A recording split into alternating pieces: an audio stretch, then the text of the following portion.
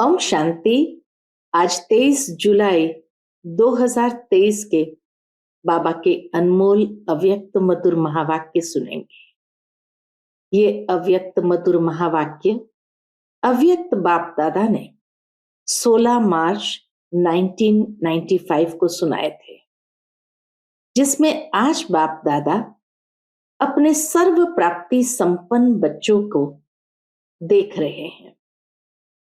बाबा कहे, बाबा ने हर बच्चे को वर्षे के रूप में सर्व प्राप्तियों का अधिकार दिया है, लेकिन फिर भी उस अधिकार में बच्चे कितना रहते हैं, तो देखा गया कि अधिकार के स्वरूप में बच्चे नंबरवार हो जाते हैं। और नंबरवार होने का कारण क्या है? तो बाबा ने देखा कि सर्व प्राप्ति संपन्न स्थिति में उस अधिकार में रहना अर्थात सदा प्रसन्नता का अनुभव करना, और जो प्रसन्न चित्त है वो सदा संतुष्ट है। तो जब सर्व प्राप्तियों के अधिकार स्वरूप में नहीं है, तो कहीं न कहीं कोई न कोई असंतुष्टि का कारण बन जाता है, अर्थात कोई न कोई अप्राप्ति की महसूसता होती है। और इसीलिए चाहिए कि चाहना में आ जाते तो अप्राप्ति होने के कारण सदा प्रसन्न नहीं रह सकते हैं, और इसी कारण असंतुष्ट हो जाते हैं। अप्राप्ति ही असंतुष्टता का कारण है। फिर बाबा कहे कि प्रसन्न चित्त रहने के लिए प्रश्न चित्त से पार हो जाना, या प्रसन्न चित्त है या प्रश्न चित्त है, तो कोई ना कोई प्रश्न सामने आ जाता है। ये ऐसा क्यों? ऐसा कैसे हो गया? ये प्रश्न आने से प्रसन्नता समाप्त हो जाती है। इसलिए बाबा कहे, आज से लेकर के प्रश्नों को समाप्त करो और सदा प्रसन्न चित्त रहो। आज दुनिया के अंदर भी हर आत्मा को क्या चाहिए? हर इंसान को नाम, मान और शान की अनुभूति करनी है। मनुष्य यही समझते हमारा नाम हो, हमारा मान हो और हमारी बहुत ऊंची शान हो। तो बाबा ने हर ब्राह्मण बच्चे को बहुत ऊंचा नाम दिया है। बाबा कहे, आज भी आपके नाम से अर्थात ब्राह्मणों के नाम से ही लोगों की जीवन चलती है। आज भी ब्राह्मण नाम से ही कमाई करते हैं। तो बाबा ने बच्चों को इतना ऊंचा नाम दिया। बाबा कहे, मेरी पूजा तो सिंगल रूप में होती है, लेकिन बच्चों की पूजा डबल रूप में होती है। तो जरूर बाप ने बच्चों का इतना ऊंचा नाम किया है। आज भी मंदिरों में जाओ तो भक्त देवी देवताओं के नाम से ही वहां पूजा करने जाते हैं। तो बाबा कहे, जब बच्चों को इतना ऊंचा नाम भगवान ने दिया कि उसका यादगार प्रूफ शास्त्रों में है कि हनुमान ने अपने हृदय में दिखा दिया कि राम की तस्वीर है। तो बाबा कहे, बच्चों के दिल में बाप है, तो बाप के दिल में भी बच्चे समाये हुए हैं। साथ ही साथ बाबा ने बच्चों को इतना ऊंचा मान भी दिया कि बच्चों की पूजा डबल रूप में होती है, बाप की तो सिंगल रूप में पूजा हो रही है। तो इसीलिए बच्चों को इतना ऊंचा मान भी दिया और बच्चों की इतनी ऊंची शान कर दी, जो बाप के दिल तख्त नशीन सो भविष्य राज्य तख्त नशीन बन गए। तो इसीलिए बाबा कहे, जब भगवान आपको इतना ऊंचा नाम, मान और शान देते हैं तो और क्या चाहिए। इसीलिए सदा अपने सर्व प्राप्ति स्वरूप में स्थित रहो, तो कभी भी जीवन के अंदर अप्राप्ति अर्थात असंतुष्टता, अप्रसन्नता का अनुभव नहीं होगा। तो सुनते हैं आज के बाबा के अनमोल मधुर महावाक्य। आज की मुरली का टाइटल है सर्व प्राप्ति संपन्न आत्मा की निशानी संतुष्टता और प्रसन्नता। आज सर्व प्राप्तियां कराने वाले बाप दादा अपने चारों ओर के प्राप्ति संपन्न बच्चों को देख रहे हैं। सर्व प्राप्तियों के दाता संपन्न और संपूर्ण बाप के बच्चे हैं। बाबा संपन्न और संपूर्ण होने कारण ऐसे बाप के बच्चे हैं, तो सर्व प्राप्तियां तो स्वाभाविक होगी ही। तो बाबा कहे सर्व प्राप्तियों के दाता संपन्न और संपूर्ण बाप के बच्चे हैं। तो हर एक बच्चे को बाप ने सर्व प्राप्तियों का वर्षा दिया है। ऐसे नहीं किसको 10 दिया है, किसको 20 दिया हो, ये तो नहीं किसी को कम ज्यादा दिया है, किसको 10 दिया हो, किसको 20 दिया हो। सभी बच्चों को सर्व प्राप्तियों का अधिकार दिया है। सभी बच्चे फुल वर्षे के अधिकारी हैं। तो बाप दादा देख रहे हैं कि हर एक अधिकारी बच्चों ने अपने में प्राप्तियों का अधिकार कितना प्राप्त किया है। क्या देख रहे हैं बाबा? बाबा देख रहे हैं कि हर एक अधिकारी बच्चों ने अपने में प्राप्तियों का अधिकार कितना प्राप्त किया है। बाप ने सर्व दिया है, कम जास्ती नहीं दिया है, बाप ने सर्व दिया है। बाप को सर्वशक्तिमान व संपन्न सागर कहते हैं। लेकिन बच्चों ने उन प्राप्तियों को कहां तक अपना बनाया है। बाप दादा सर्वशक्तिमान और संपन्न सागर है। सब कुछ बच्चों को दिया, सारी प्राप्तियां कराई, लेकिन बाप दादा देख रहे हैं कि बच्चों ने उन प्राप्तियों को कहां तक अपना बनाया है। बाप का दिया हुआ वर्षा जब अपना बना लेते हैं, तो जितना अपना बनाते हैं उतना नशा और खुशी रहती है।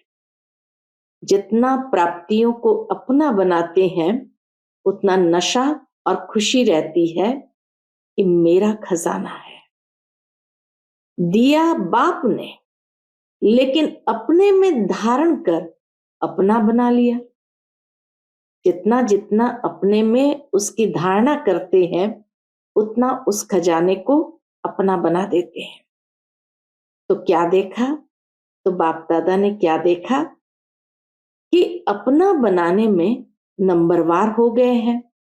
बाप ने नंबर नहीं बनाए हैं, लेकिन अपने अपने धारणा की यथाशक्ति में नंबरवार बना दिया है। अपने अपने धारणा की यथाशक्ति ने नंबरवार बना दिया है। हर एक की धारणा शक्ति अपनी अपनी है। तो इसी कारण से बाबा कहे जब धारणा शक्ति अपनी है, यथाशक्ति है, तो जरूर है खजाने को अपना बनाने में नंबरवार तो हो ही जाएंगे। संपूर्ण अधिकार व सर्व प्राप्तियों से संपन्न आत्मा जो सदा अमृत वेले से रात तक प्राप्तियों के नशे व अनुभव में रहती है। संपूर्ण अधिकार और सर्व प्राप्ति संपन्न आत्मा है। और बाबा कहे जो सदा अमृत वेले से रात तक प्राप्तियों के नशे का वह अनुभव में रहती है, तो उसकी निशानी क्या होगी? जो ऐसे प्राप्तियों के नशे व अनुभव में रहते हैं, उनकी निशानी क्या होगी? प्राप्तियों की निशानी है संतुष्टता। वो सदा संतुष्ट मणि बन दूसरों को भी संतुष्टता की झलक व का वाइब्रेशन फैलाते रहते हैं। उनका चेहरा सदा प्रसन्नचित दिखाई देगा।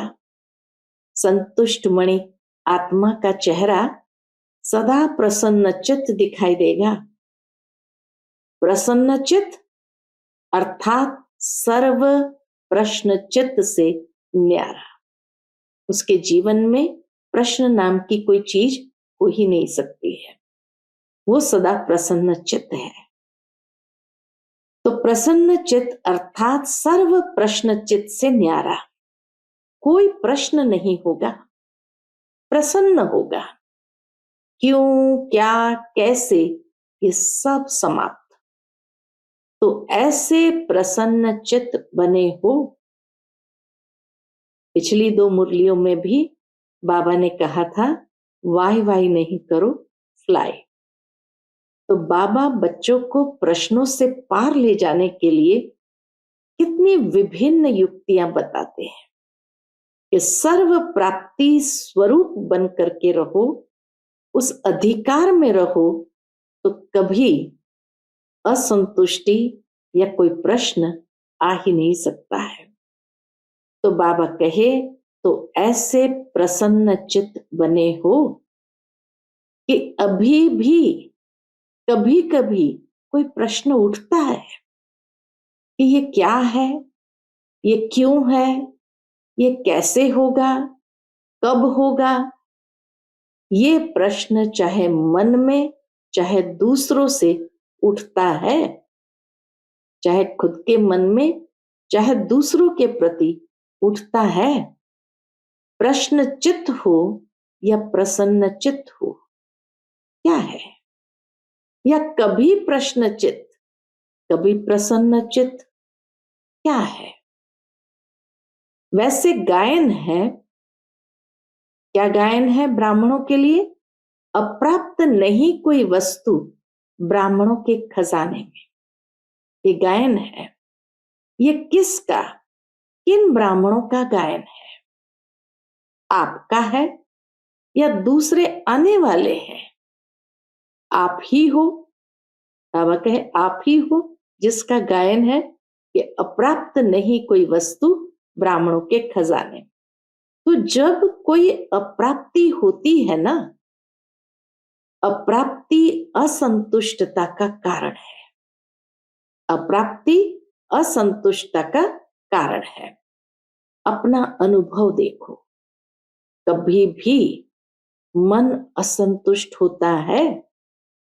पूछते बाबा कि अपने आप में देखो, कभी भी मन असंतुष्ट होता है? तो कारण क्या होता है? कोई न कोई अप्राप्ति का अनुभव करते हो, तब असंतुष्टता होती है। कहां न कहां अप्राप्ति की महसूसता है तो असंतुष्ट हो जाते हैं। नहीं तो गायन तो है, अप्राप्त नहीं कोई वस्तु। ये अब का गायन है या विनाश के समय का गायन है? विनाश के समय संपन्न हो जाएंगे कि अभी होना है। बाबा कहे, विनाश के समय संपन्न हो जाएंगे, ये सोचते हो या अभी संपन्न होना है? जो समझते हैं कि हम सदा प्रसन्नचित्त रहते हैं, सदा प्रसन्नचित्त रहते हैं, कभी भी किसी भी बात में, चाहे अपने संबंध में चाहे दूसरों के संबंध में भी प्रश्न नहीं उठता, सदा संतुष्ट रहते। ऐसी संतुष्ट आत्माएं कितनी होगी? बहुत है। अच्छा, जो समझते हैं, बाबा फिर उसको रिवाइज करते हुए पूछते हैं, जो समझते हैं सदा प्रसन्न रहते हैं, चाहे माया कितना भी हिलाए, लेकिन हम नहीं हिलते, माया को हिला देते हैं। माया नमस्कार करती है, हम अंगद है। माया हार जाती, लेकिन हम विजयी हैं। जो ऐसे हैं वो हाथ उठाओ, जो सदा प्रसन्न रहते और माया कितना भी हिलाने का प्रयत्न करे तो भी हिले नहीं, अंगद के समान रहे, माया हार जाए, नमस्कार करे, ऐसे जो समझते हैं, बाबा कहे हाथ उठाओ।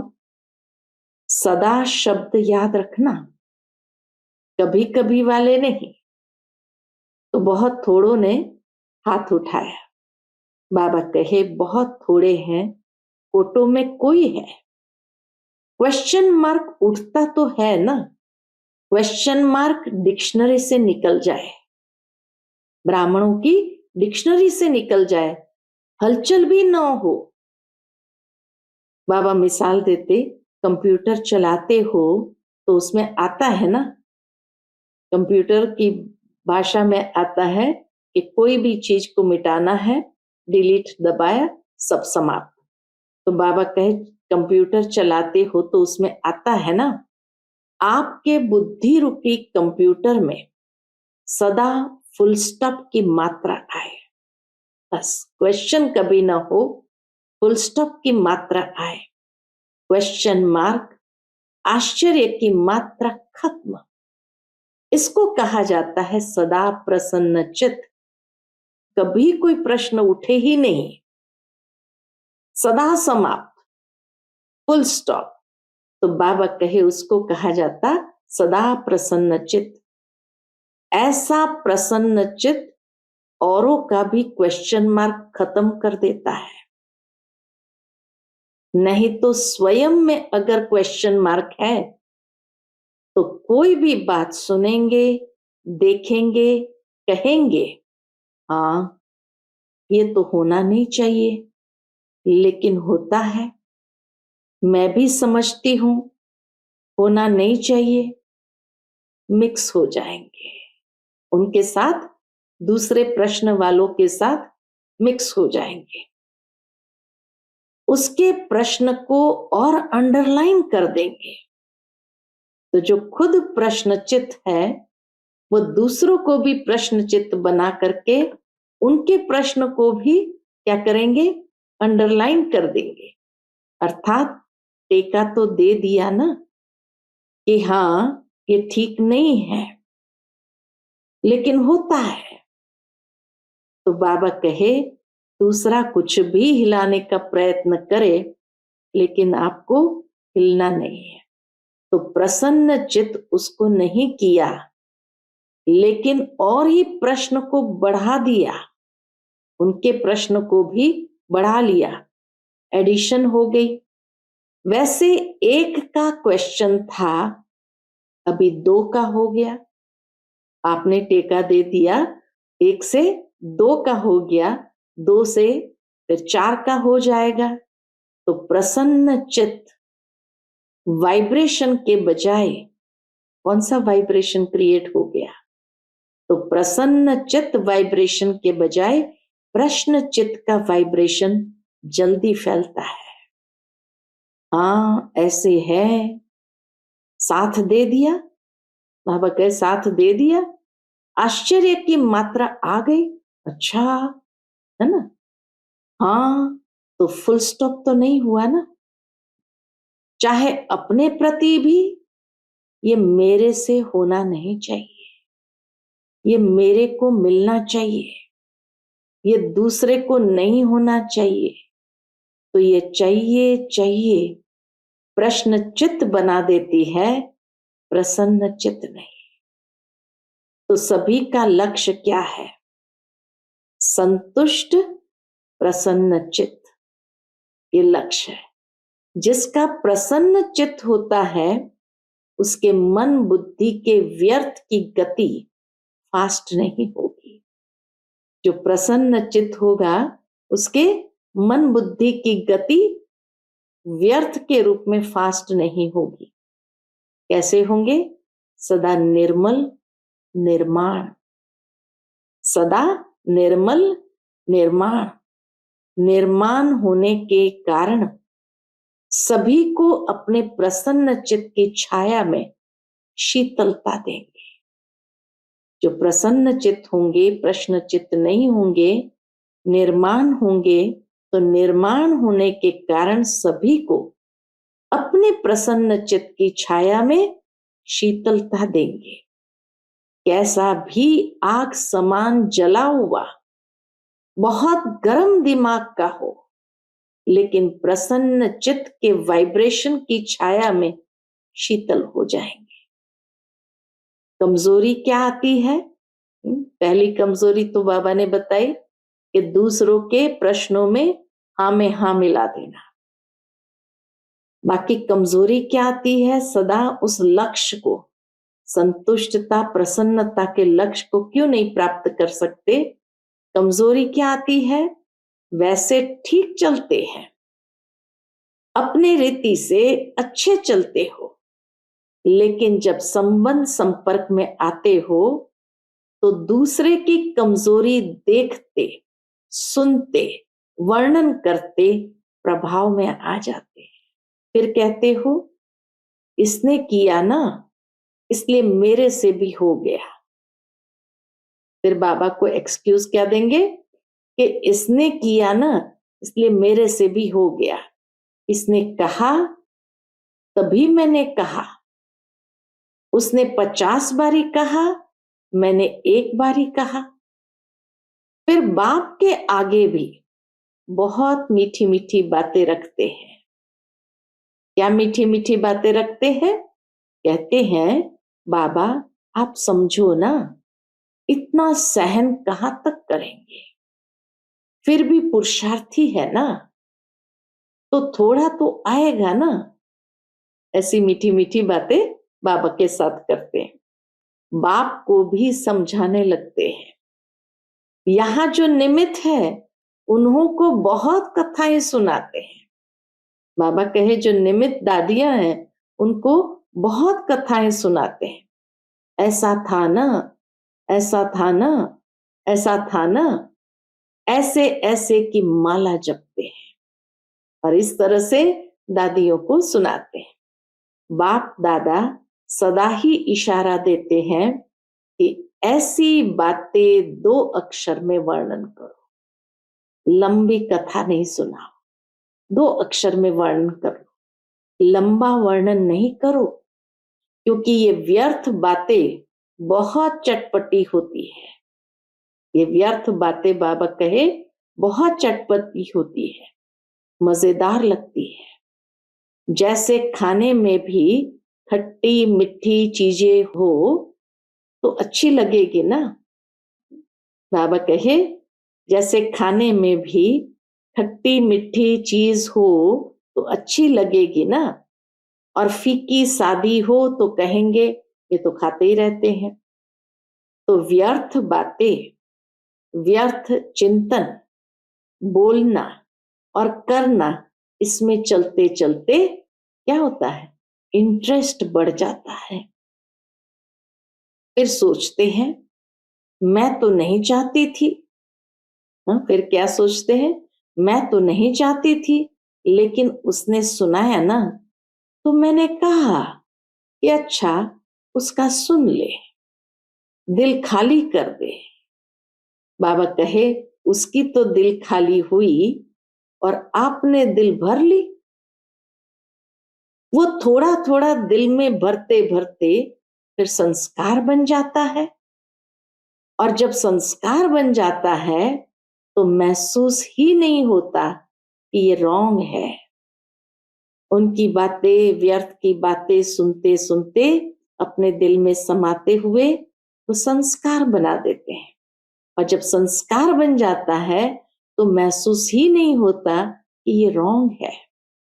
ये व्यर्थ संस्कार बुद्धि के निर्णय को खत्म कर देती है। बुद्धि जो यथार्थ निर्णय देती सही गलत का, वो खत्म कर देती है। इसलिए सबसे सहज, सदा संतुष्ट रहने की विधि है हाँ, विधि बताते हैं बाबा। सबसे सहज सदा संतुष्ट रहने की विधि है सदा अपने सामने कोई ना कोई विशेष प्राप्ति को रखो, क्योंकि प्राप्ति भूलती नहीं है। ज्ञान की पॉइंट्स भूल सकती है, लेकिन कोई भी प्राप्ति भूलती नहीं है। बाप से क्या क्या मिला, कितना मिला है, वैरायटी पसंद आती है ना, एक जैसा पसंद नहीं होता। तो आप अपने प्राप्तियों को देखो, ज्ञान के खजाने की प्राप्ति कितनी है, योग से शक्तियों की प्राप्ति कितनी है, ज्ञान के खजाने की प्राप्ति कितनी, योग से शक्तियों की प्राप्ति कितनी, दिव्य गुणों की प्राप्तियां कितनी है, प्रैक्टिकल नशे में खुशी में रहने की प्राप्तियां कितनी है। बहुत लिस्ट है ना। पहले भी सुनाया था कि कभी कोई गुण की प्राप्ति को सामने रखते हुए संतुष्ट रहो, क्योंकि एक गुण भी अपनाया तो जैसे विकारों का आपस में बहुत गहरा संबंध है। अगर बाहर के रूप में इमर्ज रीति से क्रोध है, मिसाल देते हैं बाबा कि जिस तरह विकारों का आपस में बहुत गहरा संबंध है, अगर बाहर के रूप में इमर्ज रीति से क्रोध है, लेकिन आंतरिक चेक करो तो क्रोध के साथ लोभ अहंकार होता ही है। इंसान को क्रोध तभी आता है जब उसके लोभ में कोई विघ्न पड़ता है या अहंकार को चोट लगती है। ये सब आपस में साथी है। कोई इमर्ज रूप में होते हैं, कोई मर्ज रूप में होते हैं। तो गुण भी जो है उन्हों का भी आपस में संबंध है। इमर्ज एक गुण को रखो, लेकिन दूसरे गुण भी उसके साथ ही मर्ज रूप में होते हैं। एक गुण के साथ दूसरे गुण भी साथ में मर्ज रूप में होते हैं। तो रोज कोई ना कोई प्राप्ति स्वरूप का अनुभव अवश्य करो, चाहे गुणों का, शक्तियों का, ज्ञान के खजाने का, खुशियों की प्राप्ति का। बाबा कहे कोई ना कोई प्राप्ति स्वरूप का अनुभव अवश्य करो। अगर प्राप्ति इमर्ज रूप में होगी तो प्राप्ति के आगे अप्राप्ति खत्म हो जाएगी और सदा संतुष्ट रहेंगे। वैसे भी देखो, दुनिया में भी मुख्य प्राप्ति सभी क्या चाहते हैं। और प्राप्तियों के विषय में बाबा कहे दुनिया में भी लोग प्राप्ति क्या चाहते हैं। हर एक चाहता है कि अपना नाम अच्छा हो, दूसरा मान, और तीसरा शान। नाम, मान, शान ये प्राप्त करना चाहते हैं। दुनिया में भी मनुष्य ये तीन प्राप्त करना चाहते हैं। आप भी क्या चाहते हो? पूछते बाबा बच्चों से, आप क्या चाहते हो? आप भी तो यही चाहते हो ना, हद का नहीं बेहद का। तो दुनिया वाले तो हद के नाम के पिछाड़ी दौड़ते हैं, और आपका नाम विश्व में जितना ऊंचा है उतना और किसका है। रियलाइजेशन बाबा देते कि आपका नाम विश्व में जितना ऊंचा है उतना और किसका है। तो आप अपने नाम को देखो। सबसे नाम की विशेषता ये है, सबसे नाम की विशेषता ये है कि आपका नाम कौन जपता है। स्वयं भगवान आपका नाम जपता है। तो इससे बड़ा नाम क्या होगा। जो स्वयं भगवान नाम जपे तो इससे बड़ा नाम क्या होगा। आपके नाम से अभी लास्ट जन्म में भी अनेक आत्माएं अपने शरीर निर्वाह चला रही है। बाबा कहे आपके नाम से ही अभी लास्ट जन्म में भी अनेक आत्माएं अपना शरीर निर्वाह चला रही है। आप ब्राह्मण हो ना, तो ब्राह्मणों के नाम से आज भी नामधारी ब्राह्मण कितना कमा रहे हैं। अभी तक नामधारी ब्राह्मण भी कितना ऊंचे गाए जाते हैं। तो आपके नाम की कितनी महिमा है। इतना श्रेष्ठ नाम आपका हो गया, इसलिए हद के नाम के पीछे नहीं जाओ। बाबा कहे हद के नाम के पीछे नहीं जाओ। मेरा नाम हो तो कभी किसी में लेते ही नहीं। कई लोग सोचते ना, मेरा नाम तो कभी किसी में लेते ही नहीं है, मेरा नाम सदा पीछे ही रहता है, सेवा मैं करती हूं, नाम दूसरे का हो जाता है। तो हद के नाम के पीछे नहीं जाओ। बाप के दिल में आपका नाम सदा ही श्रेष्ठ है। बाबा तो देखता है, कोई भले कितनी भी सेवा करे और अगर नाम ना हो तो बाबा कहे बाप के दिल में आपका नाम सदा ही श्रेष्ठ है। जब बाप के दिल में नाम हो गया तो कोई सेवा में या कोई प्रोग्राम में या कोई भी बातों में आपका नाम नहीं भी आया तो क्या हर्जा। बाप के पास तो है ना। जैसे भक्ति मार्ग में हनुमान का चित्र दिखाते हैं, क्या दिखाते हैं हनुमान के चित्र में। तो बाबा कहे जैसे भक्ति मार्ग में हनुमान का चित्र दिखाते हैं ना, तो उसके दिल में क्या था, राम था। और बाप के दिल में क्या है, बच्चे। तो बच्चों में आप हो या नहीं हो, तो बाबा के दिल में तो हमारा नाम हो गया ना। तो सभी का नाम है, देखा है पक्का। कभी मिस हो गया हो तो आप सभी का नाम है। बाबा ने कह दिया आप सभी का नाम बाप के दिल में है, तो और नाम के पीछे क्यों पड़ते हो। क्योंकि मेजॉरिटी यही नाम मान शान गिराता भी है और यही नाम मान शान नशा भी चढ़ाता है। तो प्राप्ति के रूप में देखो,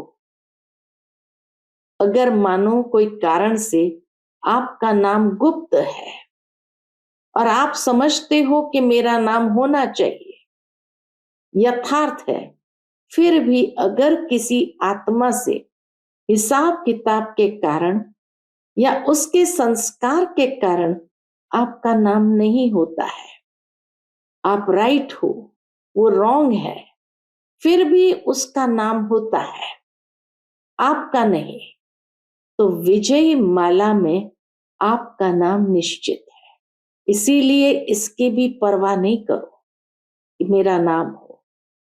इस रूप में माया ज्यादा आती है।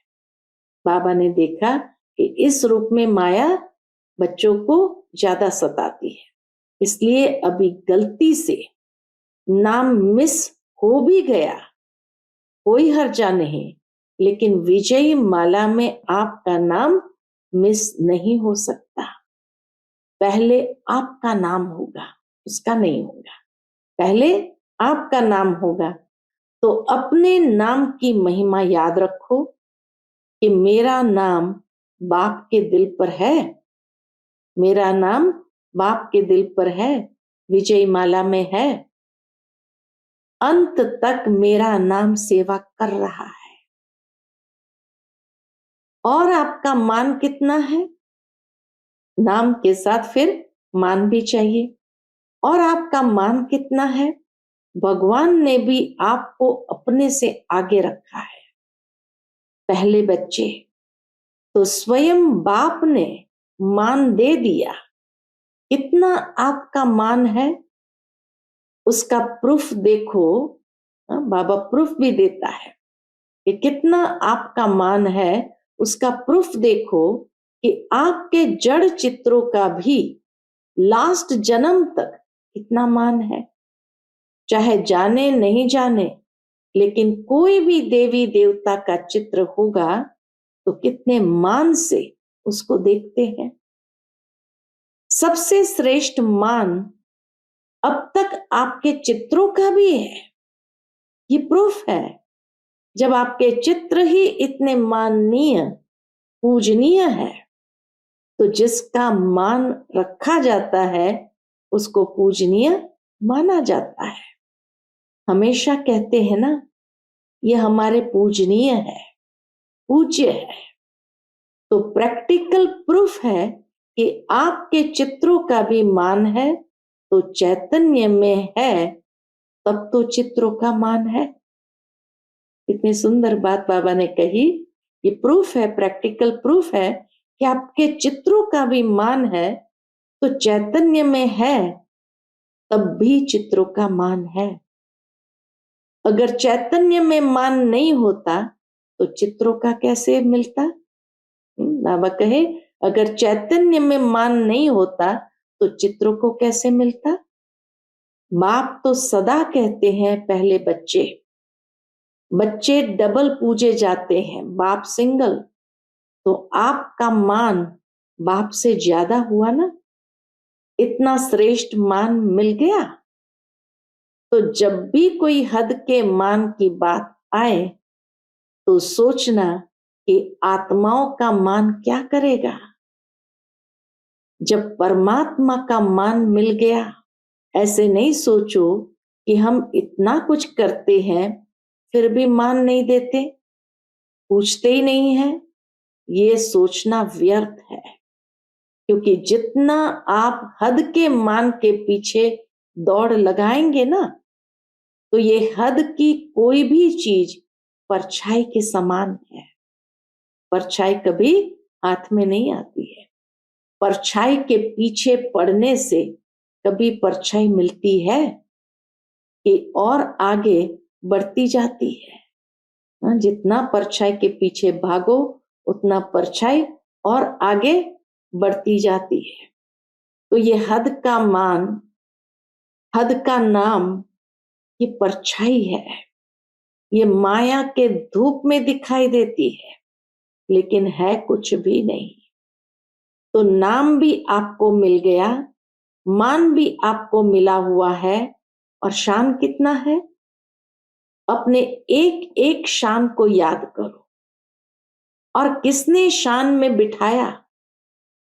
अपने एक एक शान को याद करो। और किसने शान में बिठाया? बाप ने बिठाया। बाप के दिल तख्त नशीन है। ये कितना बड़ा, कितनी बड़ी शान है कि बाप के दिल तख्त नशीन है। सबसे बड़े ते बड़ी शान राज्य पद है ना। तो आपको तख्त ताज मिल गया है ना, जो परम आत्मा के तख्त नशीन है। इससे बड़ी शान क्या है? कभी कभी निर्णय करने में एक छोटी सी गलती कर देते हो। क्या गलती करते हो? जो रियल शान है, रूहानी शान है, वो कभी भी अभिमान की फीलिंग नहीं देगा। तो कभी कभी क्या करते हो, गलती कहाँ होती है बाबा बताते हैं। तो कभी कभी क्या करते हो, होता अभिमान है, लेकिन समझते हो कि ये शान तो अपना रखना चाहिए, इतना शान तो रखना चाहिए ना। शान में रहना अच्छा होता है, लेकिन शान है या अभिमान है, उसको अच्छी तरह से चेक करो। अब चेकिंग करने की विधि क्या है, वो भी बाबा बताते हैं। कभी कभी अभिमान को शान समझ लेते हैं और फिर निर्माण नहीं होते हैं। जहां अभिमान है तो निर्माण नहीं होते हैं। आप अपने शान को रियल समझते हो, लेकिन दूसरे समझते हैं ये अभिमान है, तो थोड़ा भी कुछ कह देंगे तो आपको अपमान लगेगा।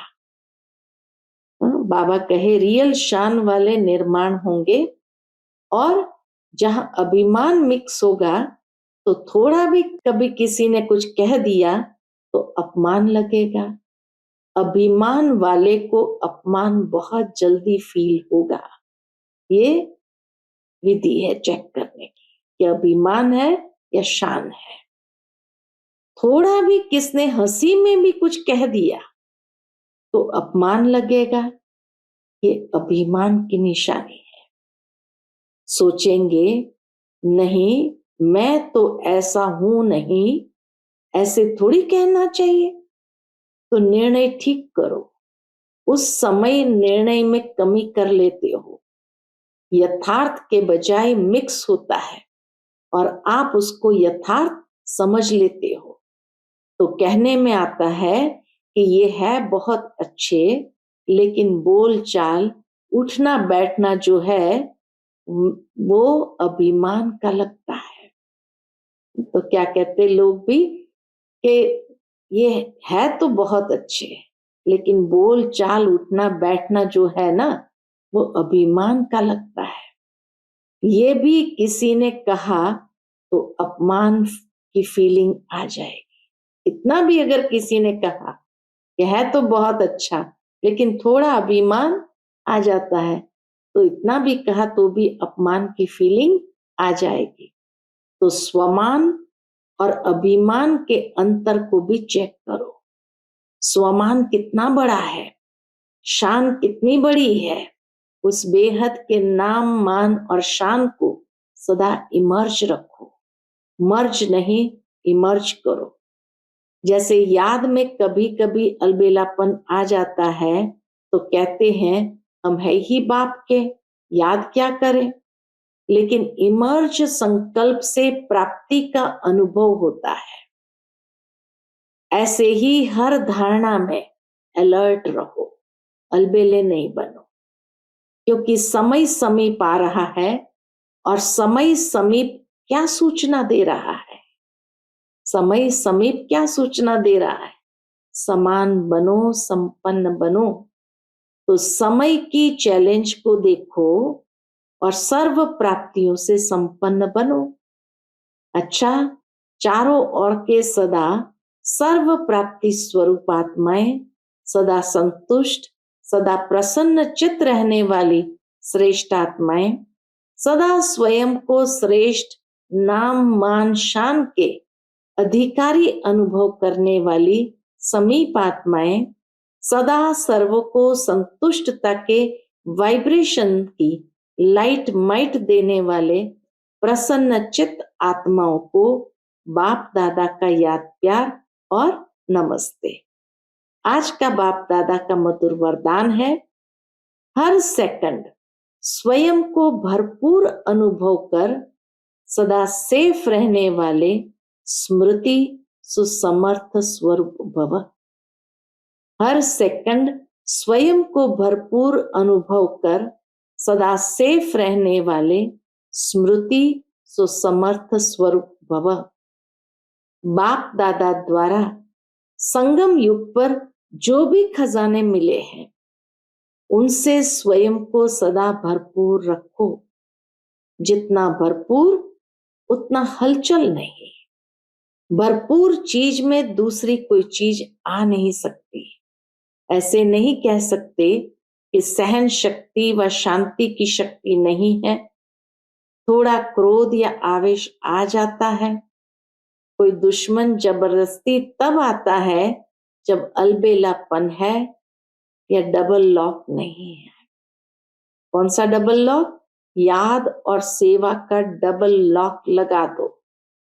स्मृति स्वरूप रहो तो समर्थ बन सदा ही सेफ रहेंगे। आज का स्लोगन है, विश्व का नव निर्माण करने के लिए अपनी स्थिति निर्माण चित्त बनाओ। विश्व का नव निर्माण करने के लिए अपनी स्थिति निर्माण चित्त बनाओ। अच्छा, Om Shanti. Click here to like, subscribe, and press the bell icon to stay updated with our latest videos.